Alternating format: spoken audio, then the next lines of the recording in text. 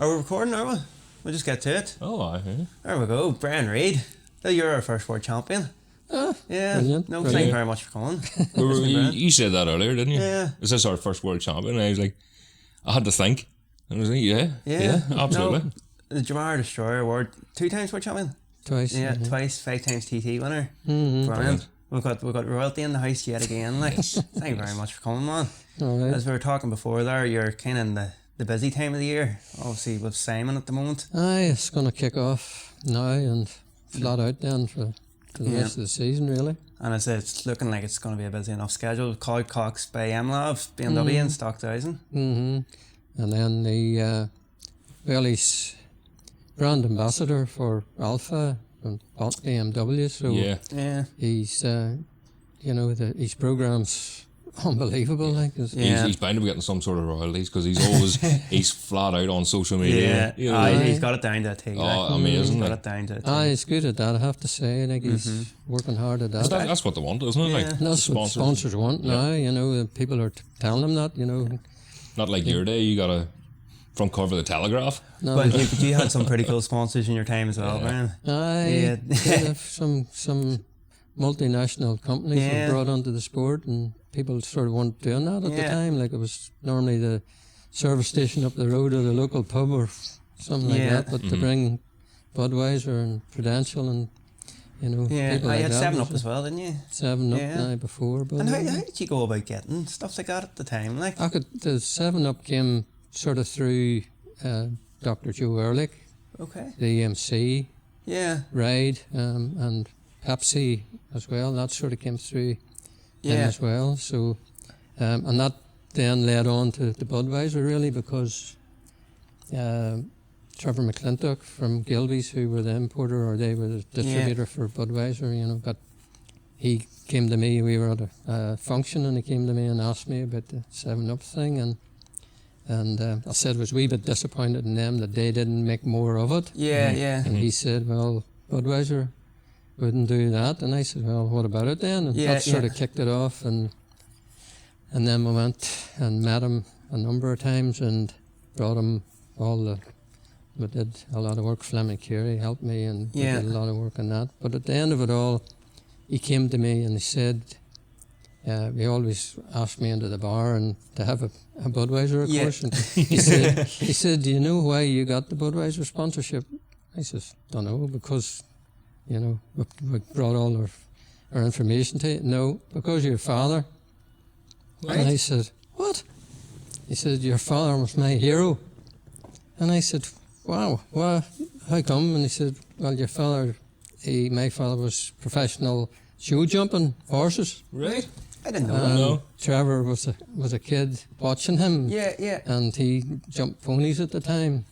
And he said we travelled all over Ireland, and he said we just loved your dad. Wow. And that was that's different. That's what sealed it, really. There was a lot of work. As I say, Fleming put a lot of work into it. But at the end of the day, it was because of my dad. Brilliant. That's class. Brilliant. We'll go back. Were you ever into show jumping or? No, I was. You ever? Well, all our family's into horses. Mm-hmm. Yeah. And cousin John Reid was professional flat jump or flat racing jockey. Yeah. You're more into horsepower. And well, I followed bikes because of Uncle Ian McGregor. Yes. Yeah. So that was always my passion. And do you remember like your first ever going to watch a race? Yes, I was going to watch Ian when I was about, I don't know, must have been about 6 or 7. Yeah. And standing at the side of the road waiting for Ian to come around. Yeah. Do you remember the track? No. It was Tandergee. Yeah. And what would that have been, early 60s? Huh? Aye, 60s, aye. Yeah. You'd have been racing Enniskillen and all, and there would have been like a lot more prominent races back then, when there was a lot more road racing back then. And then McGabry, of course. As well, they would have been racing McGabry, short circuit say. Yeah. I'm trying to bring a bit of short circuit in for you, we're very road race oriented at the moment, and I keep whinging. But so when did there wouldn't have been any motocross or anything when you were a kid then? There wouldn't have been anything like that? There was no such thing back then, so I don't know, I got my first bike when I was about 10 or 11, Triumph Tiger Cub. And I just rode it around the fields. That was the start That of was it. the start of it. And then what age could you have really started racing then? About 16, was it then? I don't know. Nobody seemed to start until they were about Aye, a bit 18, later. you know. Yeah. Started working. I suppose they would have took anyone on any age, as long as they had an entry fee. Give us your money, go on ahead, son. Nobody seemed to start that young then. Yeah. And I suppose it was sort of, it wasn't as big really, would have been, apart from road racing, like the TT and stuff. And No, still a good following. Like, it would have been like still like. Oh, it was a big following for road racing. Like. And the TT, wasn't very many people from here doing the TT at the time. Billy Guthrie, Norman Dunn, Billy McCosh, those type of people. Yeah. And who would you have been kind of growing up idolising? Would have been your uncle? Ian, Yeah. Because he would have been a real doer at that time as well. Like. Ian was top man. Yeah. He rode for Joe Ryan. The Northern. They were the best specs at the time. Yeah. Him and Richard Craith. Yeah, Dick. Yeah. Dick, and then the Yamahas came along. And so, like, I went to all the races with Ian. And Yeah. I kind of saw it firsthand then. Mm-hmm. And would he have been a bit of a mentor to you at the start as well? Oh, if it hadn't been for Ian, I wouldn't have got where I did. Yeah. He did everything for me. Mm-hmm. You know, and took me around all the circuits and told me exactly. He was good at telling you, you know. Yeah, road where to go. circuits. Was he very meticulous that way, was he? The only thing he couldn't tell me much about was the TT because he never did it. Yeah. So how come he never did it? I know he went one year in the 60s, excuse me, to ride for Benelli. Right. Teammate to Pasolini, and the bike didn't turn up. And we waited a couple of days and then lost his temper and just came home. Oh, right. So It's we mad. missed out there. Yeah. Just logistics. Just never. I don't know what happened. Never found out. Can't remember now what had happened. But Yeah. that was. It's crazy because there is like it's well known that like Graham Cock never done the TT. Or like it's like nearly like there's a lot of people from like that County Down direction just never like really good road racers. You just never really. You're kind of the only exception. I don't know. It was all the thing I wanted to do. It was TT. Yeah, it was that always from a kid, like watching, you know, all the magazines I could get, and watching Halewood and Agostini and so on around Andrade, and you know, and had this thing in my mind. The TT was just the ultimate. It still is for me. Yeah. It's the ultimate. And when did you then venture into racing then? Like, what was your first? Obviously, you had to do short circuits first. I bought my first bike, and of course Ian was there, and he suggested to buy this bike for 650 quid. 600. What was it? And of course, It he was a TD3 Yamaha. Right. Okay. Yeah. And that was all the money I had, and couldn't even afford then to buy a helmet, so had to borrow helmets and leathers and boots and gloves off Ian, and that's the way I started. And there wouldn't have been any track days or anything at that stage. There weren't any Spanish testing. Kyrgyzstan on a Wednesday. Kirkston on Wednesday. So 1976. So 50 years 50 ago. years ago. 50 years ago was my first run out. It was St. Patrick's Day. Right. So it's nearly, it's over 50 years ago 50 now. Like. years, Yeah. And do you still remember like the first time kind of like coming out of like nearly like pit lane? If it was completely green. Yeah. Hadn't a clue what I was doing. The track was even different then, like. It wasn't much different. No, it wasn't. The chicane and stuff, it was nearly. It had altered the chicane a bit, but it's not much. It wasn't much to kind of still the same bumps probably. Still. That bumps probably still the same. Back at the start, I don't think the chicane was there at all when I first went straight the whole way. Yeah. That'd have been quick going into the hairpin. Yeah. And then what would have been was it long after your first run out of the bike you were racing? What's alright? Was it long after, was that a track day? Track day, aye. And then straight into racing. Straight into racing. And was it Kirkson your first race? No, in a Skillen. St. Angelo's? Yeah. Right, that's old school. Aye. St. Angelo's. It was all concrete then. There was no tarmac. It was rough. Was it still coned? Aye, coned out. Stones flying everywhere. It hasn't changed at all then. No, it hasn't changed at all. And then Easter Monday, Kyrgyzstan. Easter Monday, Kirkson. And do you even remember results wise or anything back then? Was it? Well, the big thing then when you started was qualifying. So there was heats. Yeah. So if you qualified for the final, you were doing all right for a newcomer. So I did that, and number 18 was. Number 18? Mm-hmm. And in those days there was 2 Brian Reids. There was 2? 2 Brian Reids, aye. Right, where's... So the other Brian Reid was from Belfast. Right. And they always sent the same number, so he was number 18. Right? So we had to sort of come together and decide, you better change your number, we need to go and see them. I wonder how many times that other Brian Reid's probably impersonated you over the years to try to pull women or something trying to get a drink at the bar. I know I would have. Yeah. Another Brian Reid was a good rider too. Yeah. He did quite well road racing. Yeah. As well. So. And so in the name. Mm-hmm. I was just thinking there. Sorry. Imagine if you were a Kyrgyzstan and there was no hairpin. Or no chicane. No hairpin, you'd be going on to them to the wall. No hairpin, he'd be in for the bogey. No, he had a wee slip off at the weekend, the Superbike. I heard. I think everyone in this room's had a bit of a slip off, so we can't be going from there. But he done well. But, so how long from you're starting off in short circuits till road racing started to kick in? The clinching in June was the first. The same year? Mm-hmm. So what age would you have been here, Brian? 19. 19? Mm-hmm. And you were just a couple of short circuits and then straight into... Oh, there was 6 short circuits, I think. Enough to get your signatures at the time, And was it always road racing that you were always kind of striving? Yeah. Of course. Yeah. And so... What did you think of the clinching? The first time on it? Mind blowing. Yeah? Yeah. Your first few laps, did you ever think, oh, this isn't for me? No, I just remember the hedges come past. Yeah. After being on short circuits for that time, and it was a sort of a wake up call. Mm-hmm. Heading out to Dundroad, this is a different sport. Circuit, no. We were actually talking about this earlier. Dundroad was my first road race. Was it, eh? And it was on a Ducati, and the newcomers laps. And whoever was taking me, I think it was Stephen Ferguson or someone, and he just disappeared. Mm-hmm. And I was breaking disorientated. I didn't know where I was going. I knew where I was going roughly, but I didn't know what pace I was sort of going at. And I thought, this isn't for me.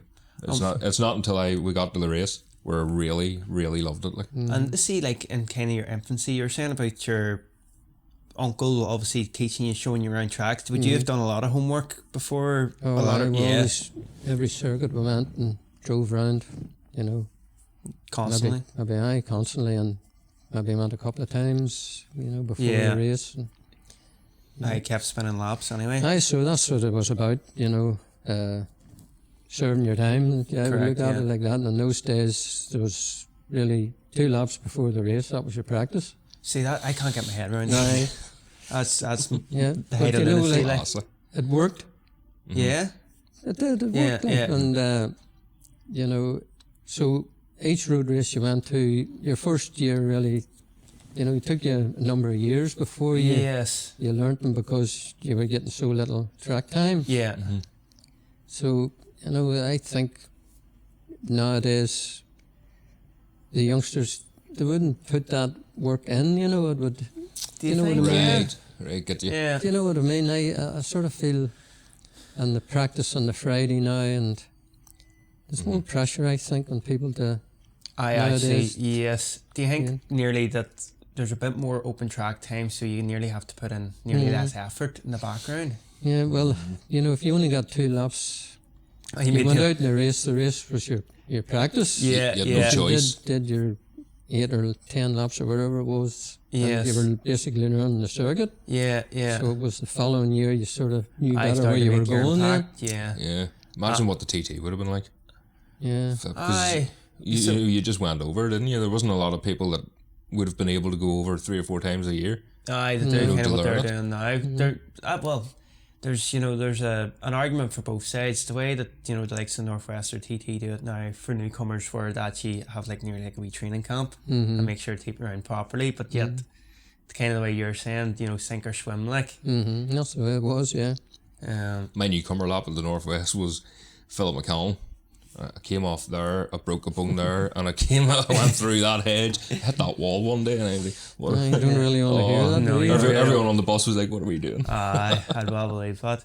So were you still just on 250s at this stage? 250s. Yeah. And then what stage were you on to, like, you know, a couple of classes then? Went to the Manx first of all, 78. Right. I did 3 Manx, 3 years at the Manx. Yeah. First TT was 1981, but I went to the Manx in 78, and I got a lift over. I had no van or anything. Right. So I got a lift over in a van. They dropped me off at a garage. In those days, you know, everybody sort of had a garage. You know, you weren't based up at the In the paddock. on the paddock the way things are now. So you always had a garage. So they dropped me off at the garage. That was it. I had no car, no transport, no nothing. So and I had nobody with me. I was on my own. Yeah. Right. Oh, did you Just went on my own. Right. And took on the fortnight at the Manx on my own, and I had no transport up to start and finish up to the paddock, so I used to ride the bike up the paddock and then just park it up against the wall, sat off and do my 2 laps of practice or whatever, and my garage was close to Braddon Bridge. So every night when I'd do 2 laps and I'd ride around the 3rd lap and retire at Braddon Bridge, and then ride it back up to the garage. Wait, when you say a garage, is like a literal It was a car garage. at someone's Someone's house? house, Yeah. Wow. But that takes dedication. You know what I mean? You imagine you heard that story now. Like, I know, like, who would do it? no one would do it. I was just young and didn't know any better. Yeah. Went and did it. And I was just dreading breaking down or something up the mountain. Who's come get me? You've been stuck there. You've been rightly stuck, right enough. No one help you. But there was a guy staying in my guest house, Robert Ewing. He was staying there, so he had a Mini, so he sort of came and helped me then. Yeah. Robert Ewing. Big Robert Ewing from Robert Ewing yes. from Ballinhinch. So Yeah, he was there with a gentleman. wife on holidays. So Yeah. He give you a pull he out sort of then. gave us a hand. Yeah. there, so. Class. And so, from so your first road race was like in 78. When did you start going up the pecking order? Did it take long? Well, the TD3 had that for 2 years, and then, well, I just thought I needed a new bike and tried to raise the money for a new. It was a TZ. Yes. She was a D, TZ Okay. 250D, and I think she cost about £2,800 or something like that. So I got about half that, and then my father put the rest to it. Yeah, yeah. And the agreement was that I'd pay him back. Yeah, yeah. I don't think I ever got it all. So I didn't realise how bad the TD3 was until I got on to that. TZ, yeah. And once I got on to that, then I started to get to the front. Yeah.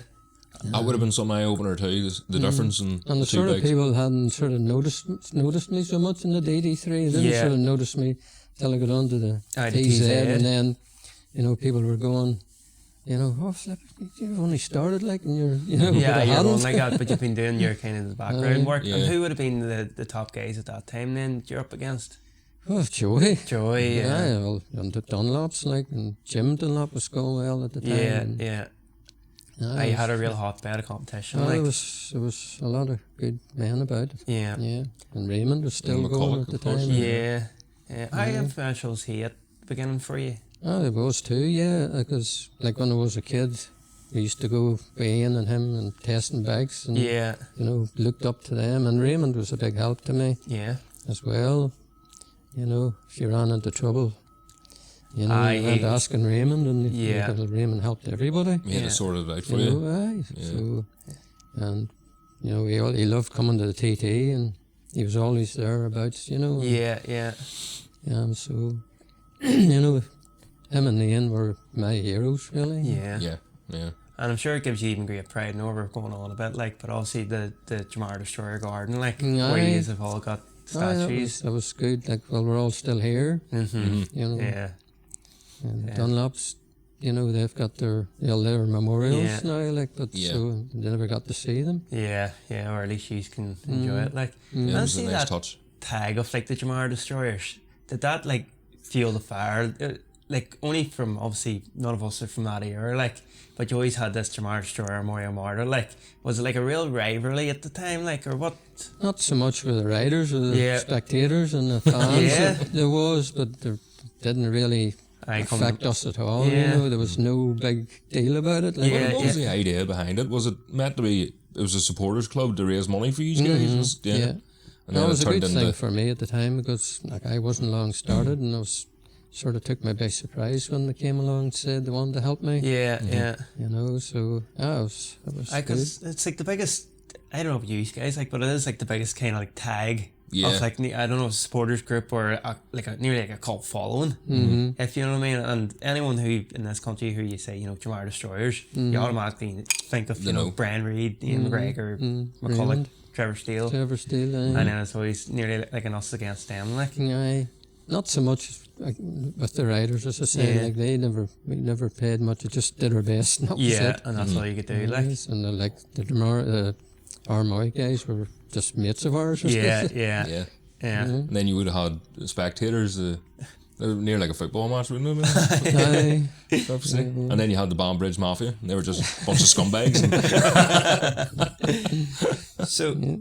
You're saying that obviously your first Manx, or what was it, 78, and then you've done that for 3 years. Do you think a lot of people always want to just jump to the TT instantly, and it seems to not be the case as much anymore? People want to do the Manx. Do you think the Manx is important for anyone kind of starting off? Well, it is, because you can go and do the Manx and the spotlight's not on you. Yes. You know, this whole thing now, the fastest newcomer and all this, that to me is not a great thing, you know, to go there to try and be the fastest ever newcomer. That's you know, whereas you can go to the Manx and, as I say, serve your apprenticeship, doing that, you know.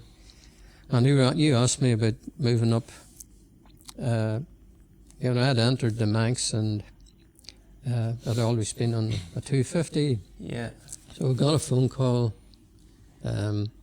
And it was from Ray Cowles asking me would I ride an RG, the 500 RG, and I'd never ridden anything bigger than a 250, and I've sort of flipped me, am I ready for that sort of thing?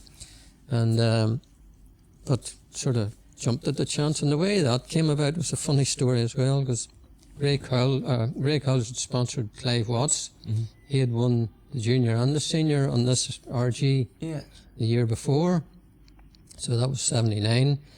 So he had noticed me in the signing on office, and he had watched my progress then through the practice week, and that was a funny thing. Like then he thought, you know, I'd give him a chance on the bike. It was Clive Watts had suggested that I get the RG.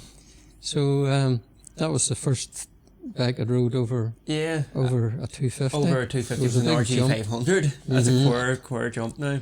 And they used a big tank, so you only stop once. Okay, So it was a 9-gallon tank. I could hardly see. I could hardly see over the tank. I'm sure she was hard getting stopped the quarter. And the bridge. weight of it, Yeah. So it was just funny the way it came out. It's rare that a rider recommends another rider. Like, it's normally the other way. Maybe the tank scared him. So Clive was a good help to me at the Manx as well. He used to take me around, and you know, he said to me, the funny thing, he said, when you get on this, you'll find that the curbs jump out at you. I said, what do you mean the curbs jump out at you? You'll soon find out. You know, so you were finding more corners I bring your your RG than you would in the 250. So, and the curbs. I do jump out at you. That was your first go on the RG over in the island. Wow. Yeah. No test, nothing, just down Bray Hill, see how we get on. And how did you fare out on it? It was, he had won the 2 races the year before, and then Ray had sort of reconditioned everything, new cranks, new everything, and it kept seizing the crank every time it took. So I got very little practice on it. Yeah. So he went back to the old cranks for the last practice session, and that was really the best run I'd had on the bike. So I set off down Bray Hill, not hardly knowing the bike, so I finished second on it. Right. For not knowing it, like. Wow. It was really stormy day, and it didn't suit the 9-gallon tank. No, definitely not. And it was raining. No, it didn't rain. It was just blowing a gale. Oh, it was blowing. Blowing a gale. There was a big tank on it. And it's slushing about. And then what year was your first success at the Manx? Was it that same year? That was my last year. Then I went to TT. You went to the TT after? 81. Yeah. Did you have the RG then? For the No, following I year? had a 250 and 350. 250 sponsored by Alec Waugh, and the 350 was Mick Mooney. Right. So Irish Racing Motorcycles. That's right. You done a good couple of years for them, didn't you? Oh, Mick was a good sponsor. Yeah. Both Yamahas? Mm-hmm. Yeah. So you were Yamaha from the start? Mainly really, rode Yamaha all my career. Yeah. Is it true that you did your bike test in Lisburn? Mm-hmm. And the company you were doing it with had to buy Yamahas in? No. No. This is what he told me, by the way. I met him 7, 8 years ago. And he said he had to buy Yamahas in because Brian Reid was doing his test.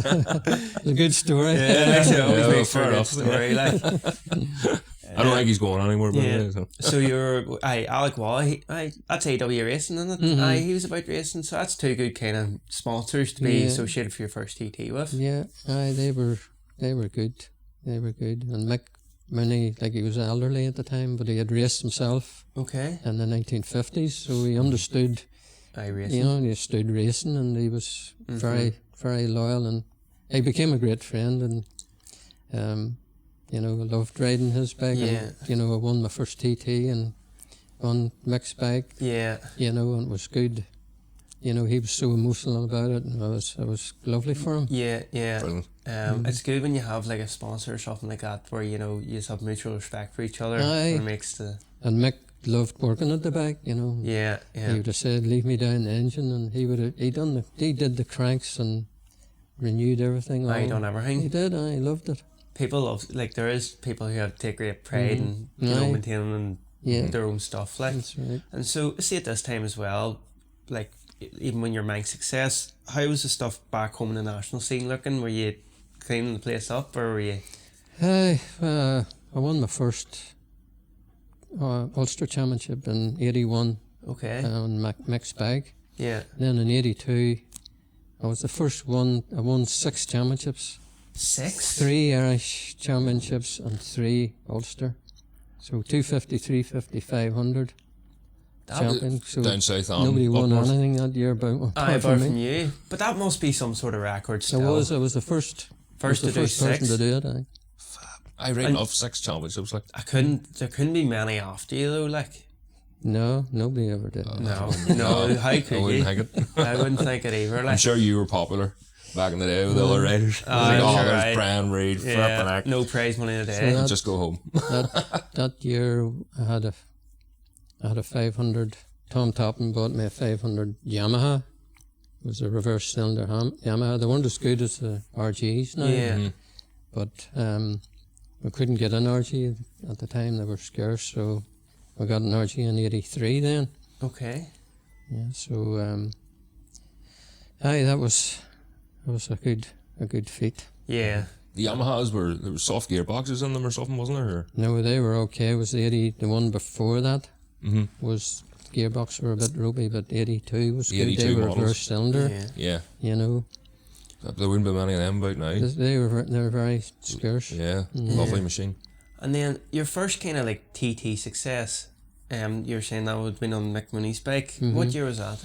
86. 86. So that was a couple of years after, obviously. So you've done the Manx. You finished the last one in 82. Did you say? 80. So Oh, 80. TT first time in 81. 81. And I was quickest in practice in 83. But didn't finish one race, so the bikes broke down. Right. Okay.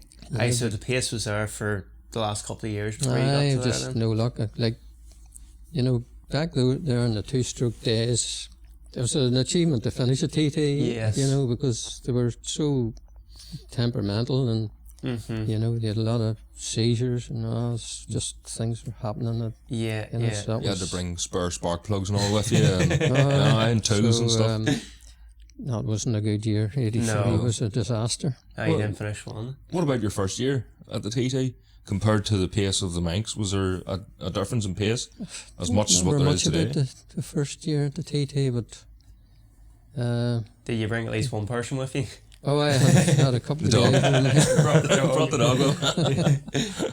Yeah. You were sort of established by that stage. Your first TT. So. Yeah. And was your first podium there, or did you get that a year? No, before? it was, first podium was 84. Yeah. An AMC. Ian McGregor won it. No, Charlie Williams won it. Ian McGregor was second, I was third. They were good operators in their time as well. They would have been top, right? And the EMC, was that I was going to say, did you say EMC? Rotax. Aye, the Rotax. There's someone else who we were speaking to who wrote something like that, but they're a pretty trick chassis with like the Spondon. Spondon, and then a Rotax with like the disc valve and stuff. So the AMC, yes, first AMC in 84, and then Mick suggested we do the World Championship. right. 84, yes. that we build a Formula 2 bike. Then Manchester sold the engines, but a guy called Robin Church actually did he was the engineer, built the engines. They were brilliant, but he never really got much credit. Okay. So they were always called Len Manchester. Yes. That was just the name of the company. Yeah. That sold them. So he ordered one, but we didn't get it until TT. All right. Just so late. Yeah. And we had intended just to put it into a TZ frame, and then when we got the engine, we discovered it's different. It's nowhere near it. So we had a bit of work during practice to get it fitted in, and it was all too rushed, you know. Yeah. So there was I was running in the top 3 with it, but I can't remember, something happened and it didn't finish the race anyway. And then the Grand Prix, I was leading it in 84 and stopped again. But I was sort of learning the engine at that time, and the head stud bolt broke, and that was yes. they really needed to be replaced with the TZ. Yeah. But anyway, the next round was in Czechoslovakia, and I said to Mick, not much point going now, and he insisted, you have to go. Yeah. So we drove the whole way to Checo, and I won the race out there. It was a European Championship round as well, which was a stepping stone for Grand Prix at the time. And so I took the RG as well, just to get extra laps and start money. If you qualified, you get extra start money. And so during the qualifying, I'd done my qualifying lap on the RG, and on the slowing down lap, I must have hit oil or something. It just fucking high-sided me. Oh no. High-sided me. I was really battered about, like really sore and lost a lot of skin, and so I had to go out in the race. I wasn't really properly fit. And David Tardozzi, he was there wearing Works Ducatis, right? and he was miles an hour quicker than anybody. Because of the crash, I didn't get all the practicing and the qualifying done, but he was miles ahead of everybody. Bill Smith came to me. He was the ACU steward. He came to me, said, "Brian, listen, there's all the top brass are here from the FIM. You need to get out here and make a race of this." Show something. And I said, "Look, I'll do my best," sort of thing. He says, "Look, get away at the start and give him a run for it." And so he said, "You watch the flag, man." And he said, count down and away you go. I said, "What are you telling me?" And he says, "Just get away first. Get away first." So on the warm up lap, there was a shower of rain came on. There was slick tires, and I noticed the road was really, really slippy and wet. So we came back onto the line, and everybody started changing tires, and I didn't bother because I knew it was warm enough; it would dry up fairly quickly. Yeah. So anyway, we started the race, and I got a brilliant start, and got away, and just kept the head down, kept going, and about halfway through, Tardozzi came past on the Ducati, and him and me then got into a real dice, like passing every corner, and it was a ding-dong battle, like, and then there was a shower of rain came on. Okay. And there was this chicane they had made. It was really fast circuit, you know. Yeah. So we had went from Dundrad to Czechoslovakia, and we had to gear up, so that tells you tells you how fast it was. So anyway, it came into the chicane, and this was just a skift of rain. As soon as I saw the rain, I did take it really easy here. He can pass me, you know, the Ducati's really good, you know, into slow corners and the torque of them. And then the next corner was real fast left-hander. Down he went, and straight through the bales. No. You were rubbing your hands together. I got this sewn up. So I won the race anyway. And we were all finished, all the English guys, and the Irish guys were all around congratulating me. And then they came to me and said, look, there's a protest. I said, what? What the protest? Oh, the Ducati's put in a protest. Think your back's a TZ. Right. And I said, right. So anyway, went to the meeting and all, and they threw it out anyway. They found out my bike wasn't a TZ, it was proper. Yeah. So anyway, we were driving out in the van and driving up to the Ducati, saw the big Ducati setup, you see. And in the distance, this guy was standing and he's spitting on the ground like this and shaking a fist at us. I'm driving up in the van. I said, who's this guy here? Don't know. My mate, he was driving. So I said, oh, that's Tardozzi. What's he doing? Shaking his fist, you see. So my mate, he just stopped the van, pulled the handbrake on, jumped out, got him by the throat. Lifted him up like this, shook him, and he goes, oh, sorry. Don't mess with Northern Irish guys. Like, for anyone who doesn't know, it's the head man at Ducati now. That's MotoGP. That's Mark Marquez's boss. Mark Marquez's boss. And your mate had him by the throat. That put an end to that. Yeah. That'll teach him. So he did the TT and all. Tardozzi, did he? I did Dundrad. Right. I didn't know that. Was he I won the race at the TT. I think he was 32nd or something. Is that right? Well, he's a good rider. Yeah, because I think he won the first ever World Superbike race, officially, didn't he? He did, aye. But like the likes of your Formula stuff, that would have been like pre-World Superbikes. So like the Formula 1 kind of TT, or Formula 1 Championship, was that like nearly like pre-World Superbike with a bit of road racing thrown in?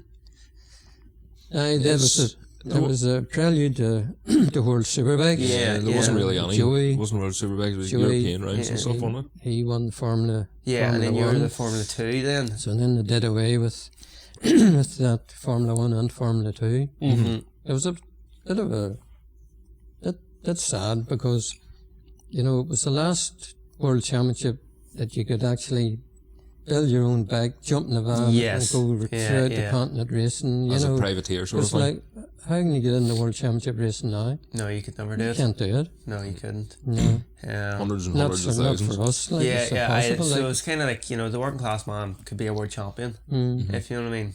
Well, like you look at even the English guys, like going now to do Superbike, World Superbike, like the struggle and you know, like the stepping stones not there. And Skinner and all those they're really good riders. Yeah.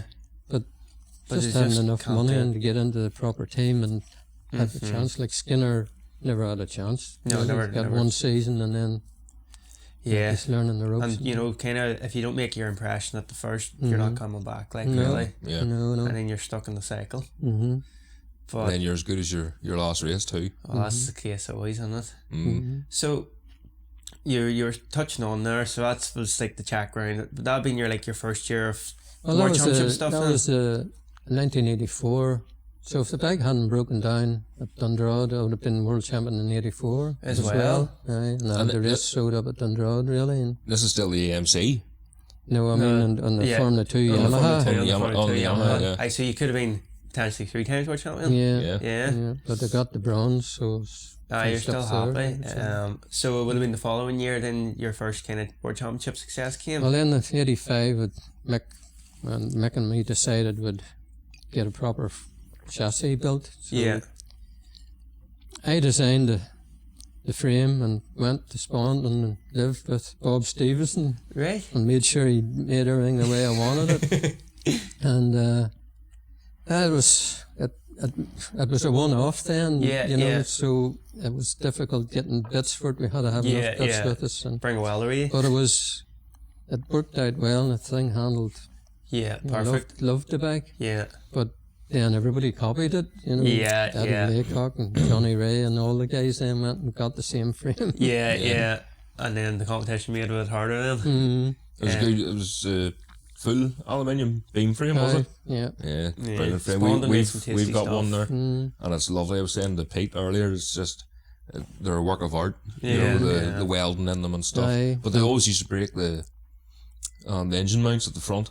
Right. Always, and you had to strengthen them. There was a guy, Keith, and like a guy, I said I want him welding my. Yeah, he was the best welder. Yeah.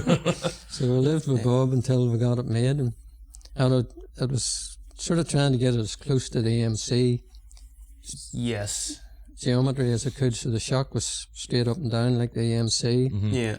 The only problem was the AMC it was a long engine. Yes. You know, the Yamaha was shorter. Made it a bit difficult, but so that was we got the bike we wanted then. Yeah. For you hit the ground running then. 1985, and that was the TT was leading the Formula 2 race and broke down as Mickey decided with basically a new engine in it and everything, and he decided to change the ignition. I said no, leave it. What failed? The new ignition. Yes. So missed that, and then was starting at number 1 in the 250 and led the race the whole way. And when I came in for the pit stop, as I came into the pits, it stopped on me. I said, "Fuck, what happened there?" I said, fill the bike it must have run out of fuel. I said, flipping after 3 laps they were stopping from only one stop in a 6-lap race. Yeah. So it ran out of fuel as I was coming down into pits. So we filled it to the brim, the fuel was running out everywhere. And set off again. And I was leading, coming down the mountain the last lap. I had 12 seconds of a lead, and I was saying, "Flip, I have it. I'm winning my first TT, have it." And I'm just saying, I hope Joey's still in the race. I hope I beat him fair and square, because he started at 3, I was 1, so I never saw anybody the whole race. Coming down out of Craignabar around going towards Hillbury, and it just stopped. No way. Ran out of fuel. No way. And what were we doing a couple of mile away? Less. Probably the fill of the carburetor. Flip's sake. So I coasted down and pulled in at Hillbury, and as I parked it against the hedge, Joey came sliding through. No, nightmare. Christ. So leading both races that year. And you didn't finish it. Were you not near in tears, Brian? Just went to the pub car. That's the only thing you can do at that stage. Like, just went across the road. Filled up a couple of pints. Nightmare. So it was heartbreaking, right enough. So it was not good. And what about the rest of the week? Did you get any? I broke the lap record. I'd done 112. That was the first 112 mile an hour lap in the 215. It just went so much quicker. And should use so much more fuel. And But your hindsight's a wonderful thing at this rate. You know. Blow out the tank. The next one. Blow out the tank. Come into the pits. At the back end. So that year, the fastest 2 bikes, the Formula 2 went through the speed trap at 165. That is ridiculous for the time as well. 250 was 164. Whoa. So that's they were crazy. going quick in those days. I will even like we're talking over 40 years ago, an 112-mile-an-hour lap on a 250, which would have had 80 brake back then. Ah, nothing near it. Nowhere near it. No, my 250 in 93, I won the 93. It was just over 70 horsepower. Right. I see you talk about like horsepower perspective, and then the type of lap, like it's fucking more than my fastest lap at the TT was 117 and a half or something like that. Was 70 horsepower. Aye. And you think about that's a respectable 600 times still to today, like. Well, like if you look at the classic TT now, what speed are they doing? They're probably not going much quicker than that. They're not doing that. No, probably not. No, they're not doing that. Like, the top guys were 114, 115. Yeah, I suppose. Well, like Bruce went quicker, but that was a TSR Honda. Like it's probably 100 horsepower. Yeah, probably. Yeah, trick piece of kit. Even at Dundroad, the lap times you were doing round Dundroad, it's frightening. Like I had that TZ of ours. She was moving everywhere to the point. Anderson was behind me on his 250. It was one of Cleaver Brown's 250s Honda. And I was on the 350 in front of him, and he says that thing is tying itself in knots. But it's the frame, the responding frame, because it was twisting that much. And in 1990, I did 115 at the Clinching on a 250, and come the Ulster Grand Prix, I did 117. That is mental. The lap record then was like 100. The actual right lap record. Yeah, it was 112, 113. And what made the difference, Brian? Why just his lap and me? Yeah, hammering down. Yeah, pulled each other along. Yeah, that's the thing as well, because you wouldn't have been doing any like British Championship short circuits or nothing. Did you ever? No. Well, I did go and race in England. Yeah, but I just thought back then, you're going to learn all the circuits like. You did it. Yeah. And, you're sleeping in a van. And it's costing you money. You're up against the top British riders at the time, and they're always good bikes. Or stay at home and make a few quid racing and be in your own bed. But I always think it's like funny. We were talking about this a wee bit earlier. Like you get these anomalies sometimes. So you're saying like Steve Hislop, who would have been a top flight British Championship rider at the time, like coming to the Ulster, so like he would have been having good bikes, good riders, works Hondas, and someone who does their national racing still fit to beat him. Well, he at the time, he held out right lap record at Donington. Yeah, faster than MotoGP. That's right. I remember that. That shows you. He was some rider, like. But it is crazy that road racing can bring this sometimes, where you have gifted riders, like yourself, who can take it to, the best people in Britain or in the world, like. I enjoyed doing short circuits as well. Yeah. Like, I lapped at 57 on a 250 around Kyrgyzstan. What? 57. Just I would get you a podium Supersport now. You might do right. Like I was there, not so many 250 races now, but the last 250 race I saw there, they were doing 103. Yeah. Yeah. I think that's the quickest I've ever went on the 350. Like. Aye. And broke a lap record in a 400. Did a minute. You done a minute? On a 400. 400? Jesus Christ, Brian. You're doing that in a Superbike? Easy. Take it easy now. Well, that was at the Sunflower. Yeah. That was Jim Moody and me. Aye, so another top flight rider, like. Yeah. So the likes of, we're probably jumping back and forth, but we can do that anyway. We're jumping all over the place. We're jumping all over the place, but like, when did the four-stroke kind of influence start to come in then? Well, they brought out the Regal Championship. The Regal? The Regal, yeah. So that was roads and short circuits. Yeah. So, when that started, everybody thought, well, I'll do well on roads, but, I'll struggle on short circuits. But, well, I proved them wrong. You proved them wrong. Yeah. If you're on about doing 57s and 250 right Kirkson, you're going alright. Like, was this around the Loctite era or? No, a bit before it, would it? Loctite, that's before it. 89, the Regal started. Yeah. So, of course, I went Yamaha. And some people didn't know what to go for, Yeah, really, yeah. Honda or Yamaha. But that would have been kind of like the start of 600 racing in this country, yeah. Honda So was popular. Well, there was a lot of Hondas. Yeah. But, I went for Yamaha, and that was the first sponsorship from Budweiser. That's right, They got involved. So, like, I won the Northwest on that, and won the championship. Yeah. That would have been the first Regal championship you won, yeah. So you would have been the first kind of 600 champion in this country. That's pretty cool. Yeah. And then Budweiser got more involved in 1990, and I had, I bought 2 600s, so I had a spare bag. Yeah. So, and I won the TT. Yes, that's right, yeah. In 1990. So that was good, like, as well. Like all the short circuit guys and all the production because this would have been your first production, kind of four-stroke production kind of racing, like, to take much adapting.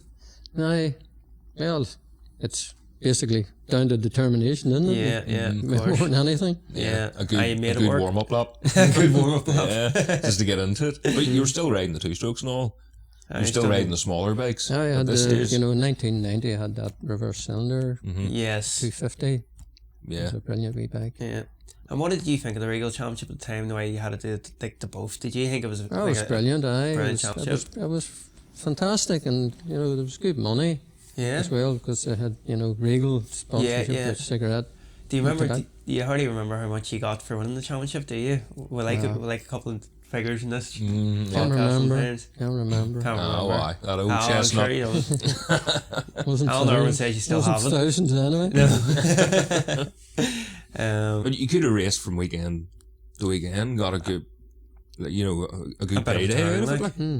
Well, at least it was like, if it was dividing the two, so if I had like the short circuits and the road racing, at least you had like, you could be racing, it could be a healthy 12-round championship at different tracks, like, what made life a bit more interesting. Yeah, it was good. Like, and at one stage I had, supported by Yamaha.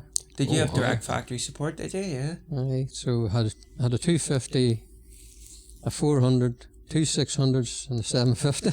Yeah, you had a fair effort. And would this have been, I know it was Budweiser Sport, but it would have still been like your own team as such, would it? Aye, it was so you're still running your own effort, like. And did you tended to kind of always have your own effort, did you? Well, I know you rode for a couple of teams, like, and you had guys you were riding for, but did you always want to have that sort of kind of control of what you done? Yeah, I preferred that. It's a lot of work's looking after 5 bags, like. Correct. Just cleaning them. I just cleaned them alone, like.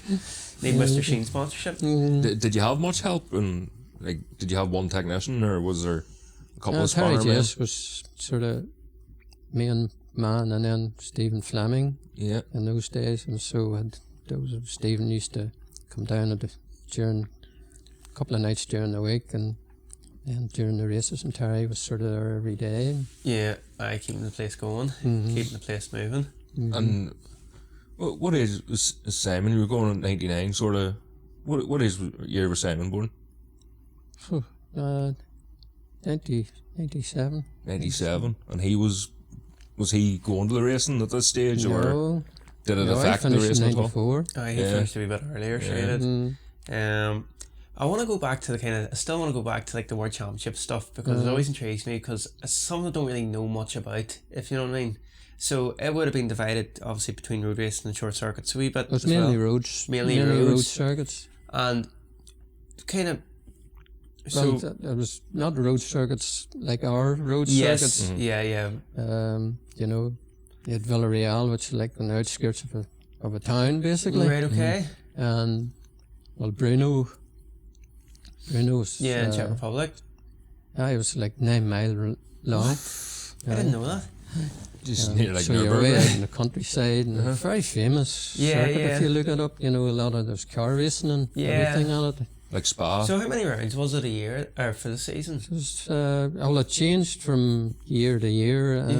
Can't even remember now. I think first year I done it was 3, and then and three or four. Aye, but it would have been scattered across Europe, like, and then it would have been. Yeah. But so when you won your first championship, was it 85? Did you say? What was? 85. Yeah. 85. Like, was there not a great sense of pride? Was it not like a proud achievement? You know, name yourself as a bit of a world champion. It was. Well, I broke down on 85 at the TT. It was 85. I broke down at the TT. So then after that, when I broke down, the Yamaha guys came and told me, look, if you won that race, Ducati was protesting you. Okay. I says, right. Oh, it's what are protesting? The crankcases were machined to the centre bearing to stop it from floating. Yeah. So they said that was illegal. So again, it's down to interpretation of the rules, really. Yes. Everybody at the Yamaha had that done. Mm-hmm. So every race after that, I was waiting for the for the protest. For the protest to come. It never came. So the last round was at Dunlops, and I said to Mick, look,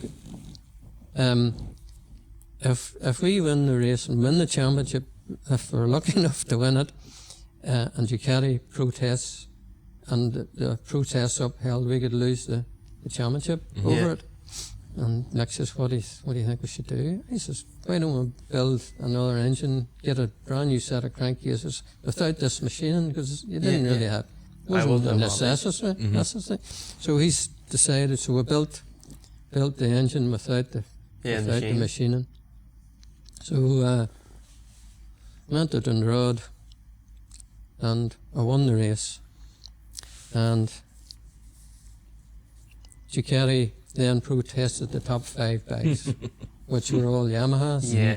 So I had won the race straight out after all the celebration, blah blah blah, out in the race on the 250, and got a bad start. Was last away on the AMC, and just kept passing people, catching. So then I could see Joey and Stephen Cole at the front, first and second. And I was catching them like mad.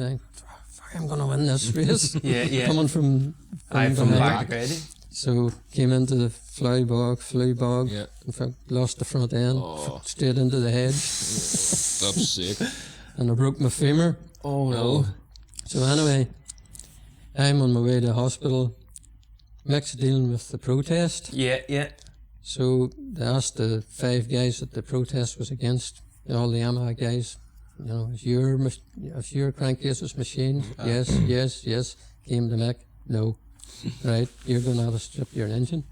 So these Micks are you trying to strip this thing? Stripping the engine, and then here's that I'm badly hurt. Away to the hospital. So Mick was nearly in tears. You know. Yeah. So they stripped it and found it wasn't machined, but none of the riders were excluded. You know. None of them were. Right, okay. So that, you know. Yeah. But so it was like bittersweet day then. Aye, but. So you won, basically, you found out you won a world championship in the back of an ambulance? Yeah. Yeah. That's sick. We've celebrated in the Royal Victoria Hospital. Celebrated in gas now. Morphine drips and a real party. Yeah. But it was worth it when you got out. And what was the plan then? I've won this championship. What well, next? That was the season over for me. Like, so it's just basically planning for 86 then. Same sort of attack. A new chassis again, Mix decided to get a new, just build a new bike again and go again. Aye. What about the old bike? Were you never nervous? Like, it's not broke, don't fix it, sort of thing? No, just got the same thing again. Same thing, just freshen up. And that would have been the first year. So that would have been a championship and a TT one as well. What meant more, your first TT win or your first world championship? That's a hard one. Yeah. That was a TT was always a dream. Yeah. I suppose the world championship was just a big bonus. Yeah. Big bonus, yeah. Yeah. So, the 86. And always remember Charlie Williams was interviewing me after the race, and he was sort of saying, what were you thinking coming down the mountain after you ran out last year? And I says, do you know what? I says, actually opened the tank and looked in. Would that have been your best TT win, or what would have been your most favourite one? Well, it was funny, I won the TT, and that was the dream, from being a kid, dreaming about going and racing there. To actually going and winning a World Championship race. But it was funny. I always remember walking to get up on the podium and just thinking, flip, is that it? Oh, right. I've won it now. Yeah. A bit of an anticlimax. Now I want the next one. Yeah. Right. That's how you did it. Yeah. Oh, what would your favourite track be? TT. Apart from the TT? Dundrad, yeah. Too good. I should have knew that, Colin. Yeah. So then after the 86, that was obviously, we were speaking about the first TT when won the 87. Then would that have been more success at TT, or what way was that fared out? 87. 87. That was Hislop.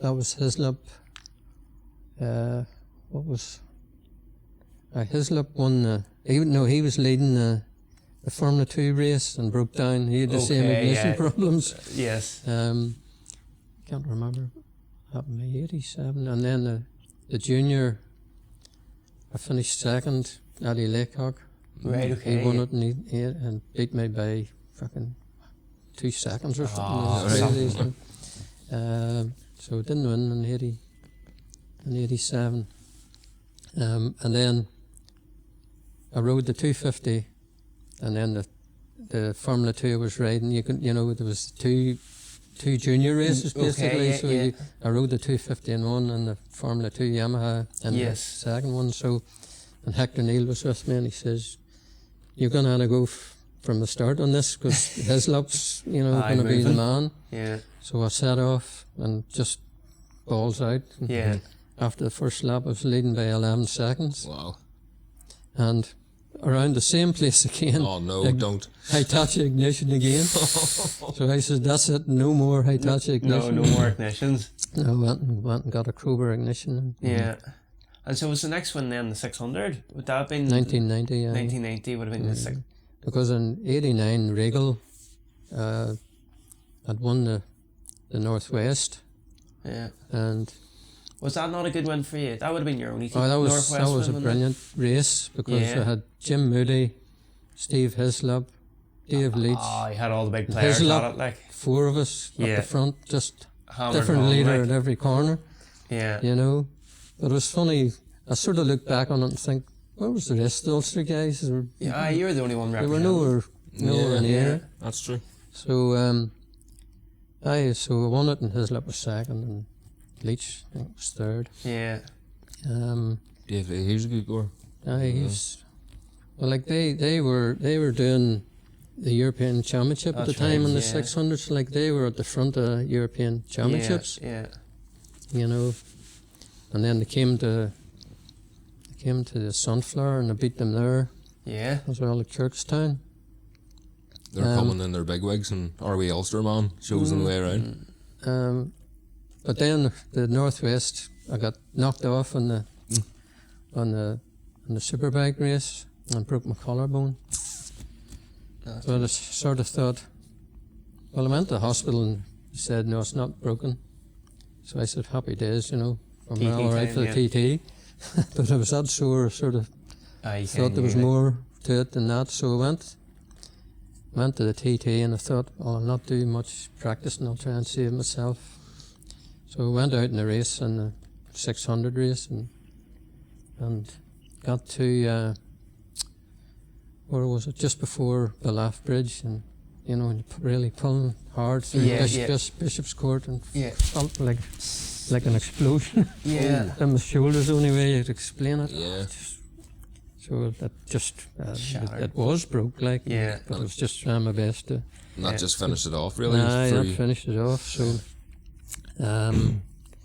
So I missed out there. And and then Yamaha came to me and said, look, for next year you're going to be a Yamaha rider. I'm sure that gave you a big boost following your like. It did, aye. Yeah. Because I went and met them, and Andrew Smith was the boss, like. Yeah. Had a meeting with him, and he said, look, whatever bikes you want, and he says, 600s and unlimited spurs. And I went, what? Oh. Whatever spurs And you would that have want. been the time of like the Loctite support at this stage? No, that was before. That was before, yeah. Mm-hmm. And would you have been like nearly like an official Yamaha rider for like the roads? There wouldn't have been any other official Yamaha team, would there? No. No, so you would have been their kind of only representative. Mm-hmm. That would have been pretty cool for itself. So. That was cool, yeah, and they were great to work with. Yeah. It's like just like a family, and Andrew Smith, he was the head of Europe, and talked to him like I talk to you. Yes. The only time you got him was 10 o'clock at night. He walked, he worked long hours, and but it's fantastic for you. Fantastic guy. Yeah. Would they have came to most of the races with you, or? Well, not the road racing here. They've always been at the big races, like in TT and TT and stuff. But so. And so, like, it's hard not to speak to you unless we're talking like a wee bit of more national like scene, because you're obviously well known. I don't know, is it because we live quite close to each other, but like you're well regarded as probably one of the best like even national road racers that ever live, and even closer to the Temple 100, like because you still hold like the lap record around there, don't you? I believe so. I don't know, it was the first one that I do the 100 mile an hour, which is crazy when you like anyone who has ever took a blast around it. Like it's a roller coaster of a place. It's a roller coaster of a place. You were that good around it to build a statue of you there. Like, I'm sure that was pretty cool at the time as well. It was a good honour. It was fantastic. The Temple Club, were always good, and Sam McBride he was the clerk of the course and put a lot of effort into it, and it was just, I just loved the Temple and the atmosphere there, and get on sort of circuit. I loved it or hated it. Yeah, I suppose it was your home track as well. Like. I was close to home. I seem to be kind of like, I don't know why. Maybe it's just me. It always seems to be like a bit of a tag with you. It's like Brian Reid for the Temple, like the Temple 100. Was there any other circuits like road races that you would have went? Like Dundrod or TT, in the national scene. A close favourite. I liked them all really, but Tandriggy was a great circuit. Yeah. And Southern 100, like, was the first person to do a 100 mile an hour lap at the Southern 100. Is that right? Yeah. Yeah, so that was a big thing. Yeah, at the time as well. At the time, and then I came home and did the first 100 mile an hour the Temple. At the Temple, and that same year, so on a 350. Yeah. Courtney Junk and me were. Well, there always needs somebody to push you on, and that race it was Courtney Junk, and just none of the two of us wanted to lose. Yeah, who would have been, do you think, your biggest rival throughout your career? That's a hard one. Like, you always had the Dunlops debate. Yeah.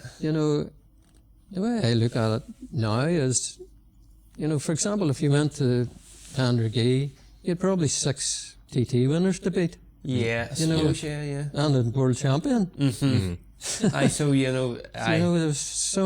was some quality riders field there. You never got it easy any weekend. You didn't get it easy if you went to a road race or a short circuit. You had to. The quality was there, like. Yeah. And what about the corridor? It was the corridor you had a wee spin out on, wasn't it? There was a parade lap. Yeah. You were back on the Loctite Yamaha. Aye. I know the Budweiser Yamaha. Oh no, it was Budweiser. Budweiser 600. Yeah. Did you know that was there, or? What? It was a road bike, wasn't it? That's a road bike. I restored it and just did it in the Budweiser. Oh, was that your own? That was actually your own bike. Right. I thought it was just someone. It was like a revival. Like a revival thing, and the corridor. It was a good read, eh? It was good. I actually thought it was someone's road bike and you just jumped on it and away you went. What a lovely machine, like. How did you feel going around there again? It's always good to get out in the bike, around a road circuit, It brings back memories. Yeah. You were busting to give it some welly and you couldn't. Lipstick. So kind of like, see, like, towards the tail end of your career, kind of, what was the kind of decision making to kind of quit racing? Or a big accident. Yeah. So what happened there, if you don't mind me asking? It was a temple, and but the week before it, Ian rang me, you know, and Ian was always in contact with me and helped me with stuff, and we'd just done the scaries, and he rang me up and said, "Did you really enjoy the scaries?" And I said, him and the head, not really. Mm-hmm. He said, "I thought that." He said, "You know, it's time to stop." Yeah. Right. And I said, maybe. Yeah. And I said, "But, you know, like, if commitments made, I can't really just drop sponsors." And Ian sort of said, "Look, if it's the time, it's the time." Right? Mm. And I said, "Well, you know, I'd like to finish off, maybe do the Ulster Grand Prix and then think about it." And he said, "Well, okay, then do that." Mm-hmm. So the next race was the Temple. I was riding McAdoo's 600. Yeah. And I never really got on too good on that bike, but Winston had rang me and said, would you give it a run up and down the road where I ride? I used to test my bike up and down the Gold Ball guy. Yes. So he brought it up and I rode it up and down. I said, "Winston, I don't know what you've done, but things handling like a dream." Right, okay, yeah. So I said, "Well, I'll ride it," because I had Yamahas and this was a Honda at the time. Yeah. So went out and practiced, and the thing was going great. You know, it was the best handling. And Vincent said to me, "Do you know what speed you get around out there?" I said, "Get around over 100 mile an hour." And flip me. He said, "Didn't feel like it." Brilliant. I was really confident for the race.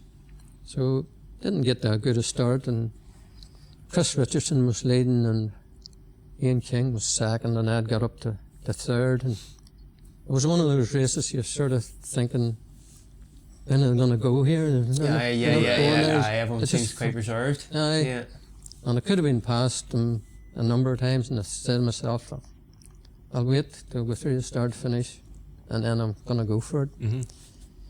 But I didn't get that far, and Ian was flat out like on 600, so 150 mile an hour, and just like a left hand kink over a bit of a rise, so you get a bit of a wheelie, and he got the wheelie and then got into a big tank slapper, and he veered to the right hand side of the road and then veered over to the left. Mm-hmm. And you know, I kept thinking, well, like a split second at that speed, but you know, I can remember thinking, he'll get it back, but he was standing up on one foot and one foot trailing behind him. It was weird. Yeah.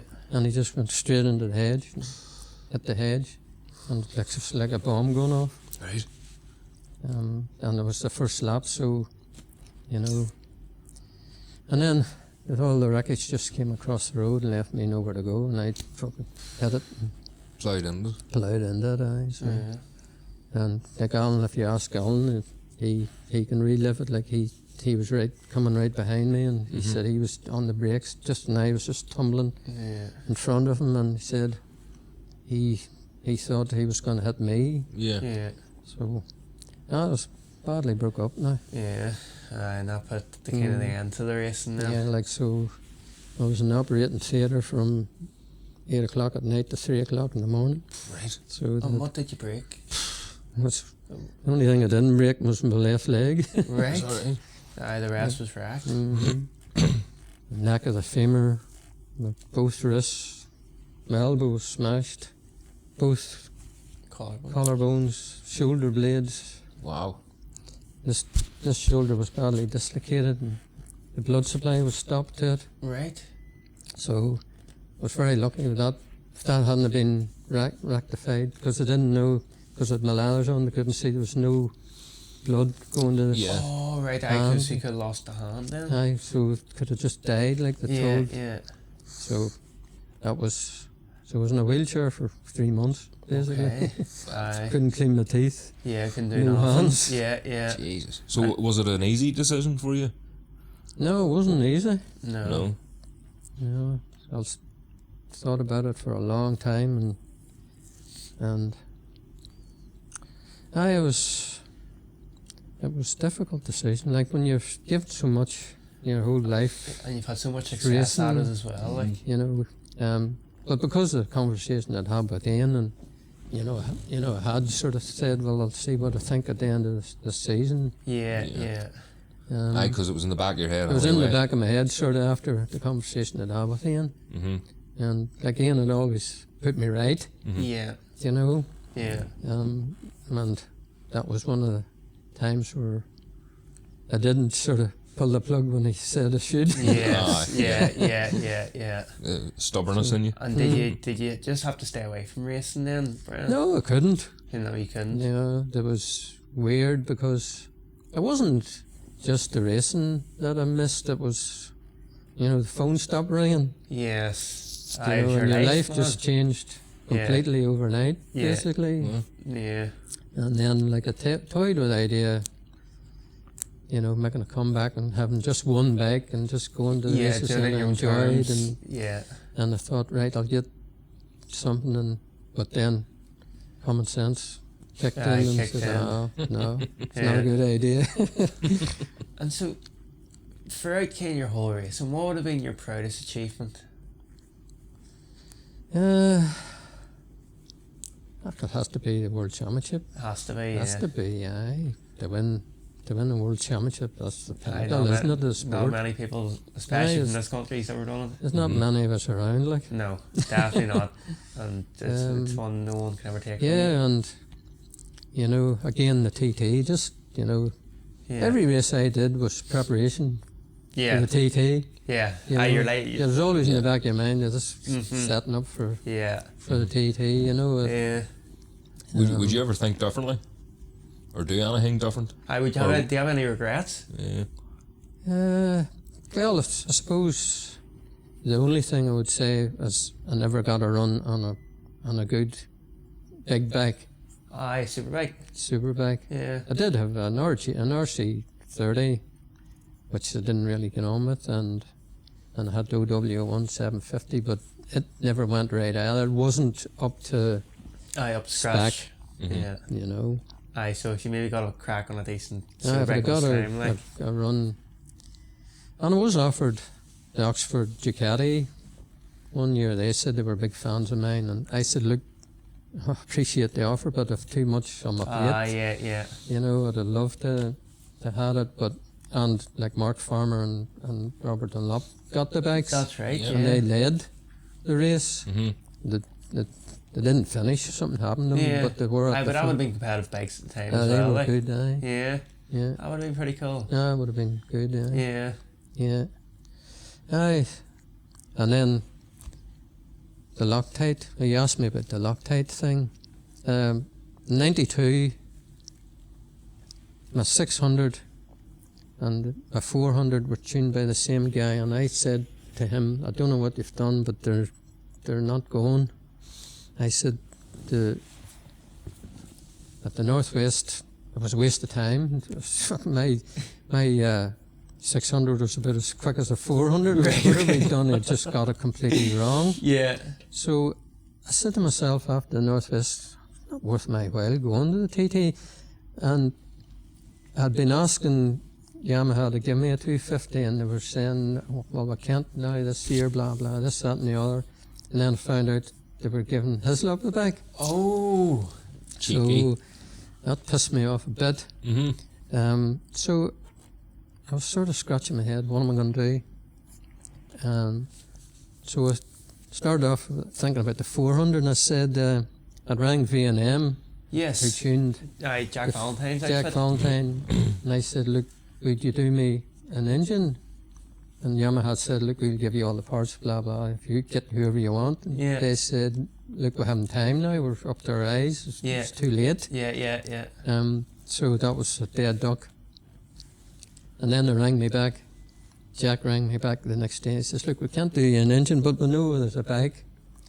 Would you, if you ring the guy, you might, think about letting you for the TT. Yeah. So I rang this guy, and he didn't really know me, and he wasn't that keen. And then he said, Marine Surplus Supply was the sponsor's name, and he eventually said, well, okay, but I'm going to send a guy with it. You aren't allowed to touch the bike. I said, that suits me if he's working the bike. So I had that. And then out of the blue, I got a phone call from Mitsui, Yamaha, and they said, would you like to ride a 250? I said, you're joking me? I said, I'm pissing you. Yeah. Of course I would. I said, I thought Hislop was riding it. No, must decided no. So if you ride the bike, I said, that's brilliant. So all of a sudden, you've got a chance again. Yeah. So we arrived in Eleman, and I went out on the 400, the first session. Hislop, or not Hislop, Fogarty was riding a 400 for V&M. Okay. So the fastest I had been around was 108 on a 400. Yeah. He went out the first night, did 112. Wow. On a 400, and I just thought, flip me. So I thought, that's some speed, like. And I had the Loctite bag, the 250, when I jumped in it, and Adrian Marsh was working at it, you know, he was fantastic. That would have been like the black framed one, wasn't it? The real iconic black type lovely, one. Yeah. Lovely bag, and I just gelled with it, and with Adrian right away, you know, and it just felt right. As soon as I got onto it, I just felt right. $1,000,000. Yeah. So the first race was the 400, and I sat off number 5, and first signal I got was 1+1, so I was in the lead, and Fogarty was second. So it was 1+1, 1+1, and it was just the same. Wasn't going away. Wasn't going away, so I pulled in for the fuel, went back out again, and I got a signal. 1+50. Wow. What happened? It was a funny story as well, because in the garage that I was using, there was an old signal board sitting. Yeah. And it was 1+50. Right? Oh, no way. And I looked at this board and I said, imagine getting that signal. Brilliant. It would be someday. So I rode the rest of the race, sort of trying to keep concentration, and so I won it by by 55 seconds or something. Yeah. Gellin was second. Mm-hmm. So then the next race was the junior. Yeah. And I always remember the first signal board was just before Rencullen. A friend of mine was standing there, and I was sort of set off in the 250, and I was out 8th or something I was in practice. Yeah. You know, I never worried too much about practice times. And I always remember driving up to the race, and Charlie Williams again, he didn't give me a chance. No. You know, 8th, no chance. Right. So that sort of got me going, like, it was big mates with Charlie, like. But sat off in the race, and I was riding out there and was thinking, please give me the same signal. 1+1 be great. Yeah. 1+2 I got. Oh, right, yeah. So that really fired me up, and said, right, need to get the head down, go.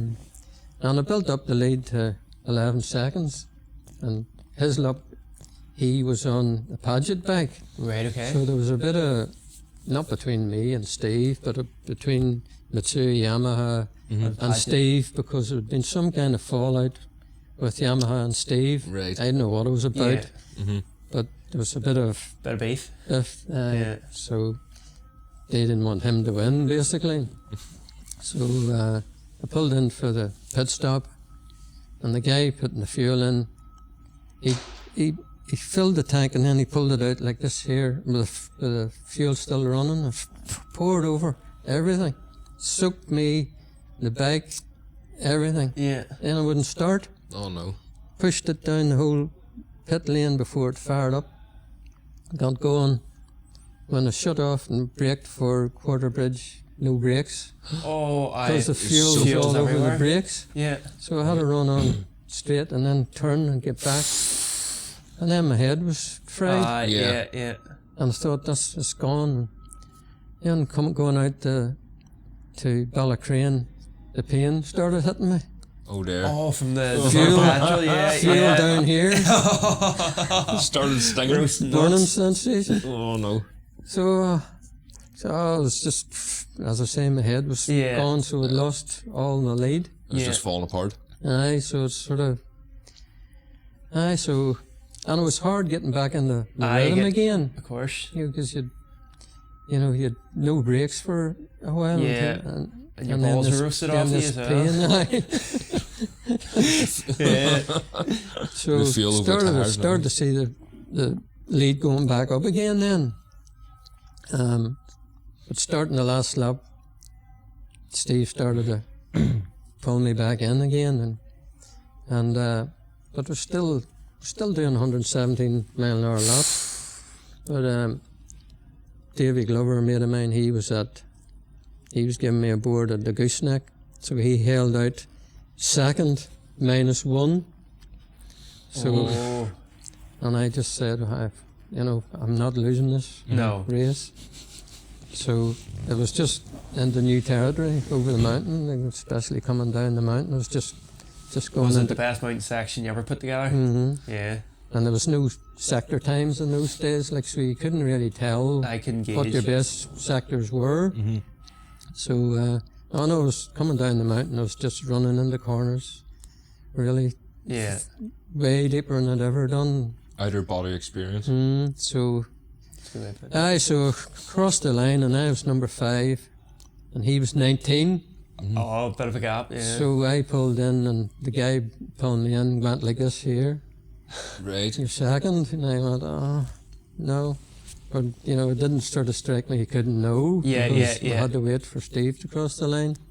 So I'm standing there, they're interviewing me, and I was really down, because I thought I'd lost the race.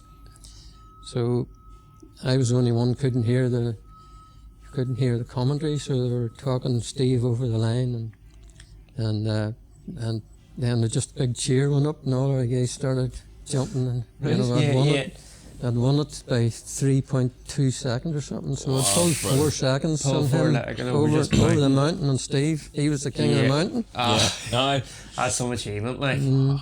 That would have been some feeling. Even just coming down off the mountain, surely knowing that's yourself. The most euphoric feeling you had at the TT, no? It was. Feeling redemption nearly. Because, to be standing there thinking I'd lost the race. Yeah, to end up winning it. After putting in an effort like that, and then, to find out you'd won it like that.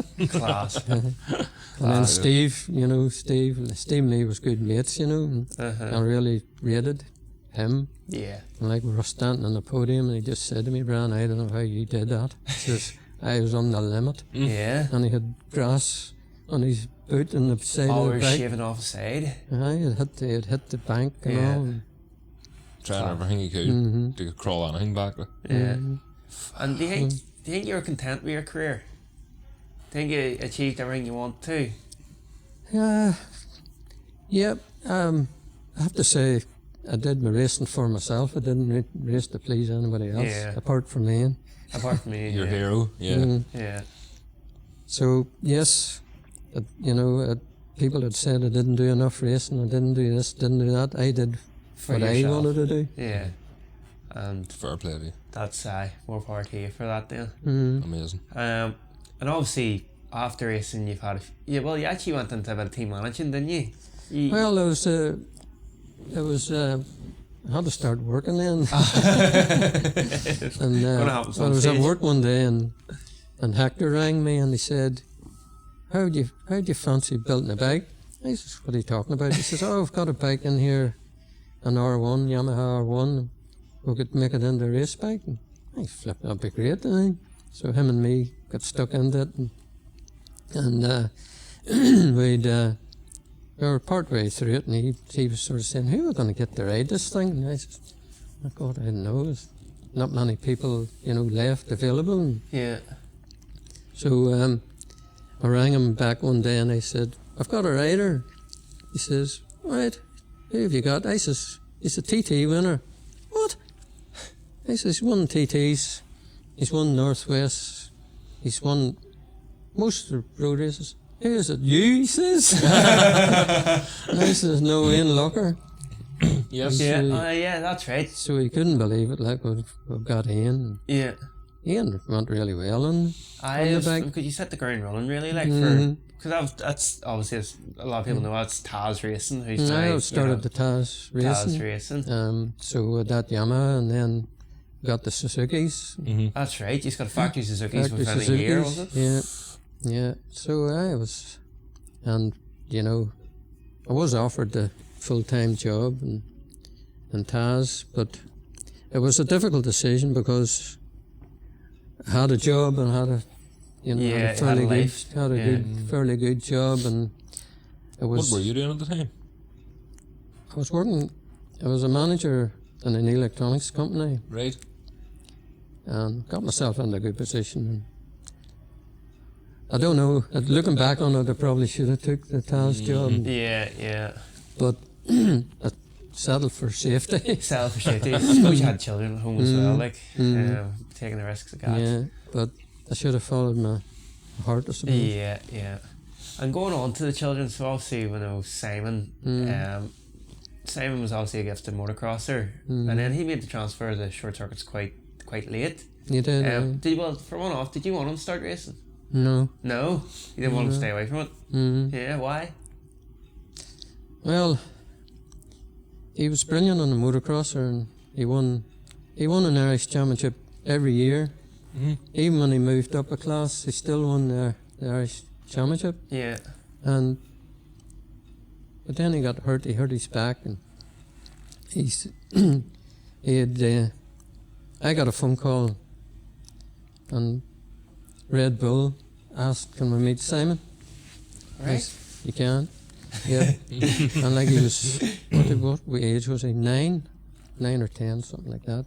And they went to meet Red Bull, and they said, "We've been watching Simon for 2 years." I went, "What?" He says, "Just watched him, and he's so smooth, and he's a perfect candidate for Red Bull athlete." Wow. And I said, "Brilliant." So he says he's too young yet for us to support him financially or anything, but we can help him in other ways. Yeah. And helped him through a soft drink, Suso it was called. Okay. And then I got another call from Fox, and they wanted to kit him out, all clothing, casual clothing, all his race gear, and all that. But he hurt his back, and the bike landed on top of him, and I got him x-rayed twice, and they said no soft tissue damage, but he actually broke his back. And we didn't discover that till later, that he had hurt his back fairly badly. Yeah. So then he said to me he wanted to give it a year out, and I said, "Well, fair play, after being offered all." Yeah. So then he went doing BMX, freestyling, and he travelled. Music videos and stuff. He did that and went to Germany and all over the place doing that. And he was really good at that as well. And then he said to me, "I'm going to go and have a test ride on a race bike." And I said, "Simon, you don't know what you're letting yourself in for." You don't know what you're opening yourself up for. Well, he said, "Well, I don't want to look back on it in later years and regret not trying it." And then when he said that, I thought, so that was the start of it. And then when he got the first Super Twin, I said, "You're going to have to keep your record up. You're going to have to win the Irish Championship last year." And he did. He did, yeah.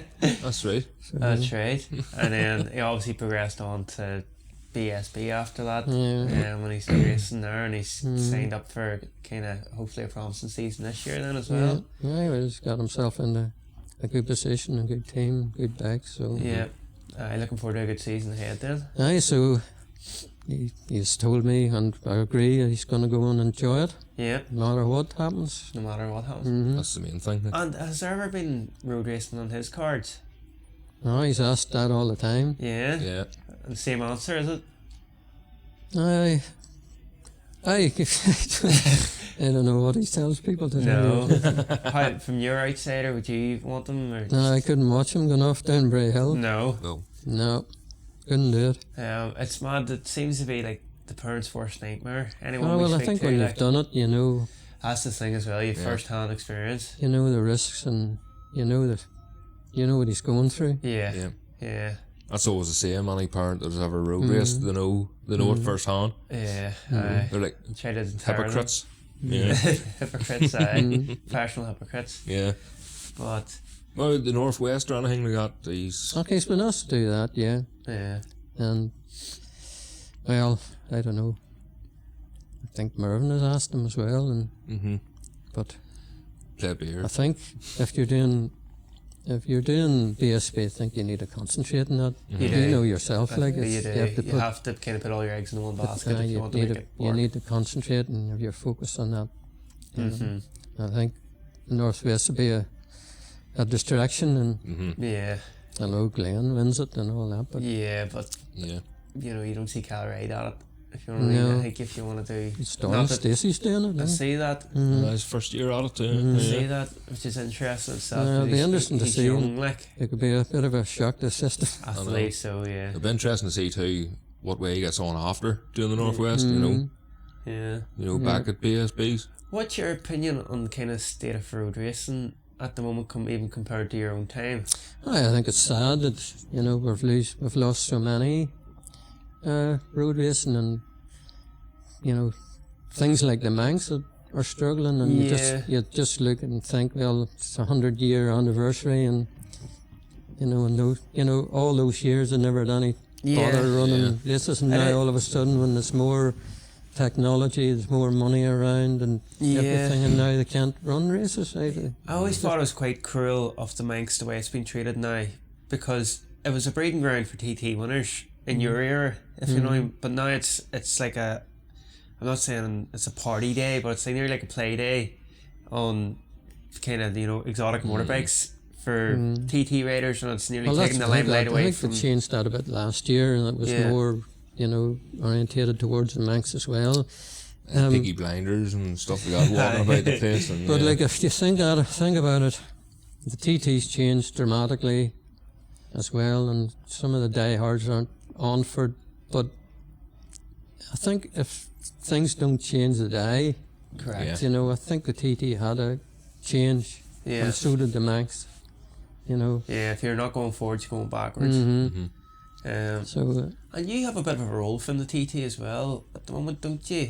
You do a bit of hospitality. I will, sort of promote the TT all the time, and work in the VIP area, and and Keith Moore's doing a wee bit of that too. Keith does it. There's a wee team of yous in there. Brilliant. It's brilliant. It keeps you involved and meet some lovely people. Some people have never been that are motorbike racing to come in, and you get to show them the wonders. Get to show them it. World champion showing them about. Well, sick. Brilliant. Not better than the TT winner kind of show. I know. It's good. Or when they're ready for the big one. I think so. Brian, it's been a brilliant podcast. I'm ready. But interesting. It's been very interesting. Wow, There's some things I didn't know about there, so, and I think the viewers are going to see the stuff that they didn't know about either. But have you watched any of our podcasts yet? Not so many. I've watched bits and pieces. I watched. One always gives you a hard time. Just saying. He always gives you a hard time. He does. But we do this bit at the end, where we'll ask the same question for all the guests. Like, who asked the last one? I think I. You did? I think I did, this is a bit of a surprise. I haven't seen this. Brian, I've been caught you off guard. So, obviously, all your years of racing, being in paddocks, obviously you've done the kind of world championship scene, road racing and stuff. Who's the biggest nutbag you ever met? Well, Nerwin. There we go. That's the quickest. Alan Irwin. Never has anyone answered as quick. You have to back this one up then. Why is he the biggest nutbag you ever met? I know why, but in your opinion, why? He's just a winder-upper, isn't he? Yes. Especially me. Yeah, especially me. Well, saying that, out of all the racing I've done, he's probably the one guy I've made real friends with. So Alan Irwin, there we go. When we get him on for part 3, we'll have get him on again. Because every time we have him on, he has a wee dig at you, and he says you have to get him on to retaliate. I haven't watched any of it, so I don't know what he's on about. There we go. Listen, Brian, it's been fantastic, man. Thank you very much for taking the time. 100%. Appreciate it. Thank you. Thank you. It's been an honour. Thank you. Yeah. So, happy days. Happy days. That's class. There we go.